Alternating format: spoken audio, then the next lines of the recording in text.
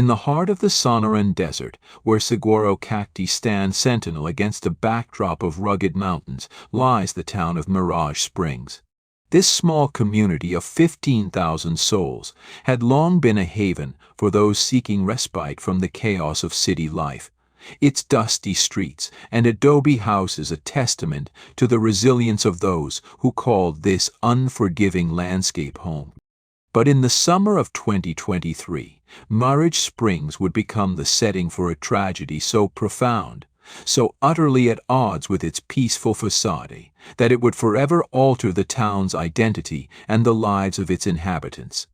At the center of this dark tale was Jace Hawthorne, a 28-year-old drifter whose rugged good looks and charm masked a troubled past and a capacity for obsession that would ultimately lead to unthinkable violence. Jace had blown into Mirage Springs like a desert storm, taking a job as a mechanic at Rossi's garage on the outskirts of town. It was there that he first laid eyes on Aria Rossi, the 22-year-old daughter of the garage's owner, Antonio Rossi.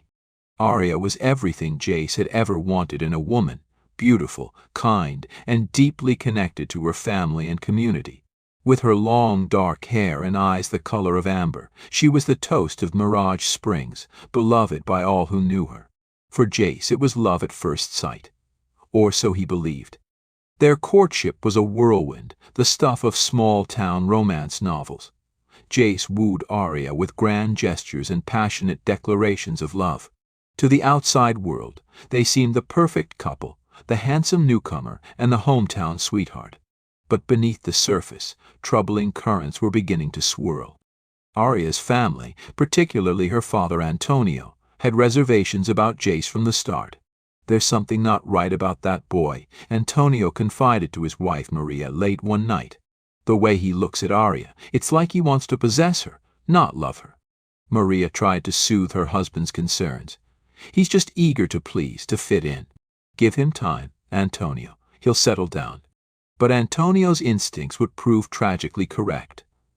As the months passed, Jace's behavior became increasingly erratic. He demanded to know Aria's whereabouts at all times, grew jealous of her interactions with male friends and customers at the garage, and began to isolate her from her loved ones. Aria, caught in the throes of what she believed to be passionate love, made excuses for Jace's behavior. "He just loves me so much," she told her concerned sister Sophia. "He's afraid of losing me." It's sweet, really. But Sophia wasn't convinced. She had seen the bruises Aria tried to hide, heard the tremor in her sister's voice when she spoke about Jace's outbursts. "This isn't love, Aria," Sophia pleaded. "It's control. You need to get out before it's too late." Aria's response was always the same. "You don't understand. Jace needs me. I can help him be better." It was this misguided belief that would set in motion a chain of events that would end in tragedy. On a sweltering August evening, as the sun dipped below the horizon and painted the desert sky in shades of orange and purple, Aria finally found the courage to stand up to Jace. They were in his small rental house on the edge of town, the air heavy with the scent of creosote and the distant howl of coyotes. Jace had flown into a rage earlier that day, accusing Aria of flirting with a customer at the garage. His jealousy had reached a fever pitch, and Aria knew that if she didn't act now, she might never escape. "I can't do this anymore, Jace," she said, her voice trembling but resolute. "This isn't healthy. For either of us. I think we need to break up." The words hung in the air for a moment, and then Jace's face contorted with a fury unlike anything Aria had ever seen. "Break up?" he snarled, advancing on her. "You think you can just leave me?" "You're mine, Aria. Forever." What happened next would haunt Aria for the rest of her life. Jace's hands closed around her throat, his eyes wild with rage and desperation. Aria fought back with every ounce of strength she possessed, her nails raking across Jace's face as she struggled for breath. It was only the sudden blare of a car horn outside that saved her. Jace, momentarily startled, loosened his grip just enough for Aria to break free. She ran from the house, gasping and sobbing, and didn't stop until she reached the safety of her family home. The Rossi family rallied around Aria that night. Antonio, his worst fears confirmed, wanted to confront Jace immediately, but Maria and Sofia convinced him to wait until morning. They would go to the police first thing, file a report, get a restraining order. They believed that the system would protect them. But they had gravely underestimated the depths of Jace's obsession and his capacity for violence. As the Rossi family slept that night, secure in the belief that the worst was behind them, Jace was formulating a plan that would shatter their world forever.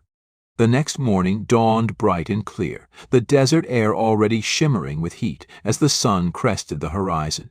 Antonio Rossi rose early, as was his habit, to open the garage. He kissed his sleeping wife goodbye, checked on Aria, who was finally resting after a night of tears and nightmares, and headed out. He never made it to the garage.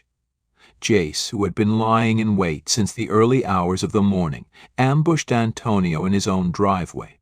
The attack was swift and brutal. By the time Maria looked out the window, wondering why she hadn't heard Antonio's truck start, it was too late. She saw her husband's body sprawled on the concrete, a pool of blood spreading beneath him, and Jace standing over him with a bloody wrench in his hand. Maria's scream shattered the morning quiet, alerting Aria and Sofia. But before they could fully comprehend what was happening, Jace was already inside the house. What followed was a nightmare of violence that would haunt Mirage Springs for years to come. Jace, his mind warped by obsession and rage, saw the Rossi family as the only obstacle between him and Aria. In his twisted logic, if he eliminated them, Aria would have no choice but to be with him. It was this deranged reasoning that drove him to commit acts of unspeakable brutality. Maria Rossi fought valiantly to protect her daughters, but she was no match for Jace's strength and fury. Sofia, in a desperate attempt to save Aria, confronted Jace with a kitchen knife, but her bravery cost her her life. Aria, paralyzed with terror and grief, could only watch as her family was torn apart before her eyes. It was only the arrival of Officer Elena Reyes, responding to a frantic 911 call from a neighbor who had heard the commotion, that brought an end to the carnage. Reyes, a seasoned officer with 15 years on the Mirage Springs police force, arrived to find a scene of horror that would haunt her for the rest of her career. Jace, covered in blood and still in the grips of his murderous frenzy, turned on Reyes the moment she entered the house. But Reyes, her training kicking in despite her shock, managed to subdue him with her taser. As Jace lay twitching on the floor, Reyes rushed to check on the victims. The scene that greeted her was one of unimaginable horror. Antonio and Maria Rossi lay lifeless in pools of their own blood, their bodies bearing the marks of a frenzied attack. Sofia's body was crumpled near the kitchen, the knife she had used in her brave attempt to defend her family still clutched in her lifeless hand. And there, huddled in the corner of the living room, was Aria. Her eyes were wide and unseeing, her body trembling uncontrollably. She was physically unharmed, but Officer Reyes knew instantly that the young woman had suffered wounds that went far beyond the physical. As backup arrived and the house became a flurry of activity, Reyes stayed with Aria, gently coaxing her back to reality. "You're safe now," she murmured, draping a shock blanket over Aria's shoulders. "He can't hurt you anymore." But even as she spoke the words, Reyes knew they weren't entirely true. The damage Jace had done would resonate for years to come, not just for Aria, but for the entire town of Mirage Springs. In the days that followed, as news of the Rossi family massacre spread, the town found itself under siege. News vans clogged the dusty streets, reporters prowled for any tidbit of information, and the peaceful desert community was thrust into a national spotlight it never wanted. Detective Marcus Holt, a veteran of the Mirage Springs Police Department, took charge of the investigation. With his salt and pepper hair and weathered face, Holt looked every bit the seasoned detective, but even he was shaken by the brutality of the crime. "In all my years on the force, I've never seen anything like this," he confided to his partner, Detective Sarah Navarro, as they stood outside the Rossi home, now cordoned off with yellow crime scene tape. What kind of monster could do this to people who welcomed him into their lives? The investigation that followed was meticulous and exhaustive. Every inch of the Rossi home was combed for evidence. The murder weapons, a wrench and a kitchen knife, were carefully catalogued and sent for analysis. Jace's small rental house was searched, revealing a trove of disturbing evidence. "Look at this," Navarro said, holding up a journal she'd found hidden under Jace's mattress. "It's full of ravings about Aria, about how they were meant to be together forever. There are plans in here, detailed fantasies about eliminating anyone who stood in their way." Holt leaned in, his brow furrowed as he scanned the pages. "This goes back months," he muttered. "He's been planning this for a long time." As the detectives dug deeper into Jace's past, a troubling pattern emerged.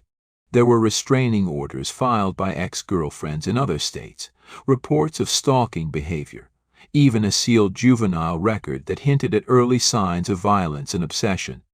How did none of this come up when he moved to town? Navarro wondered aloud. How did he manage to hide this part of himself? The answer, they would discover, lay in Jace's chameleon-like ability to reinvent himself. He had moved from town to town, changing his name slightly each time, always staying one step ahead of his past. Mirage Springs, with its trusting nature and tight-knit community, had been the perfect place for him to hide in plain sight. As the investigation progressed, Aria slowly began to emerge from her shock. With the help of trauma counselors and the unwavering support of Officer Reyes, who had taken a personal interest in her case, Aria started to piece together the events that had led to that fateful day. "I thought I could change him," she told Reyes during one of their many talks. "I saw the good in him, or what I thought was good. I never imagined he could do something like this." Aria's testimony would prove crucial in building the case against Jace. She recounted months of controlling behavior, of isolation from friends and family, of threats veiled as declarations of love. "He always said we were meant to be together forever," she said, her voice barely above a whisper. "I never realized what he really meant by that." As the case against Jace Hawthorne came together, the town of Mirage Springs struggled to come to terms with the tragedy that had unfolded in their midst. The Rossi family had been beloved fixtures of the community for generations. Antonio's garage had been a gathering place, a de facto community center, where people came not just for car repairs, but for gossip, advice, and companionship. A memorial service held in the town square drew nearly every resident of Mirage Springs. As the sun set over the desert, casting long shadows across the gathered mourners, speakers shared memories of the Rossi family.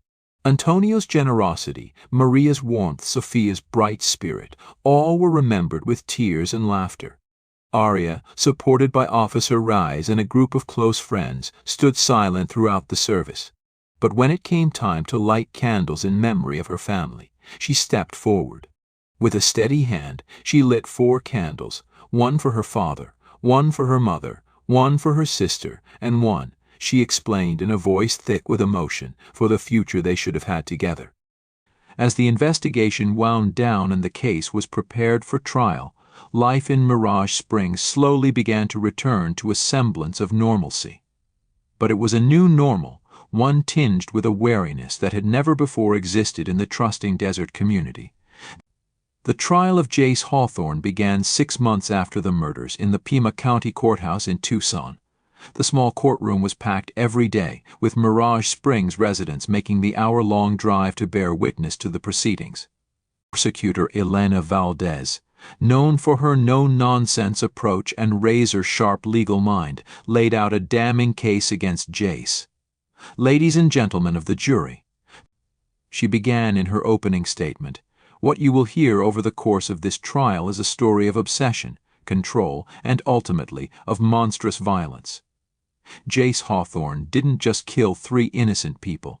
He destroyed a family, shattered a community, and forever altered the life of a young woman who made the mistake of seeing good where there was only darkness." Over the next 3 weeks, the jury heard testimony from forensic experts who detailed the brutality of the attacks, from law enforcement officers who described the crime scene, and from Aria herself, who bravely recounted her relationship with Jace and the events leading up to the murders. Jace's defense team, led by public defender Michael Cho, attempted to paint a picture of a troubled man driven to temporary insanity by love.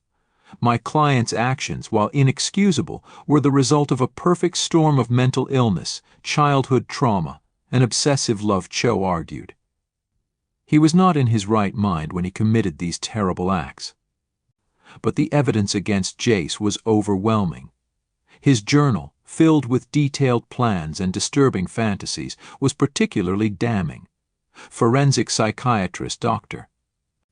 Amelia Patel, testifying for the prosecution, stated unequivocally that while Jace showed signs of obsessive behavior and antisocial personality disorder, he was fully aware of his actions and their consequences. Mr. Hawthorne's meticulous planning, his efforts to evade detection, and his attempts to manipulate Ms. Rossi all point to a man who was very much in control of his faculties, Dr. Patel testified. His actions were not the result of a psychotic break, but rather the culmination of a long-held fantasy of control and possession. As the trial neared its conclusion, the town of Mirage Springs held its collective breath. For many, the verdict would determine whether they could ever feel safe in their community again. On a sweltering afternoon in late January, as the desert sun beat down on the courthouse steps, the jury returned with their verdict. The courtroom was silent as the foreman stood, the only sound the gentle whir of the air conditioning and the shuffling of papers. On the charge of first-degree murder in the death of Antonio Rossi, we find the defendant, Jace Hawthorne, guilty. On the charge of first-degree murder in the death of Maria Rossi, we find the defendant guilty. On the charge of first-degree murder in the death of Sophia Rossi, we find the defendant guilty. A collective exhale seemed to sweep through the courtroom. Aria, seated between Officer Reyes and Detective Holt, closed her eyes, tears streaming down her face. Jace Hawthorne stood impassively, his face a mask of indifference. The sentencing hearing, held 2 weeks later, was a somber affair. Victim impact statements were read, including a heartbreaking letter from Aria that detailed the depth of her loss and the struggles she faced in rebuilding her life. When it came time for Jace to speak, he showed no remorse.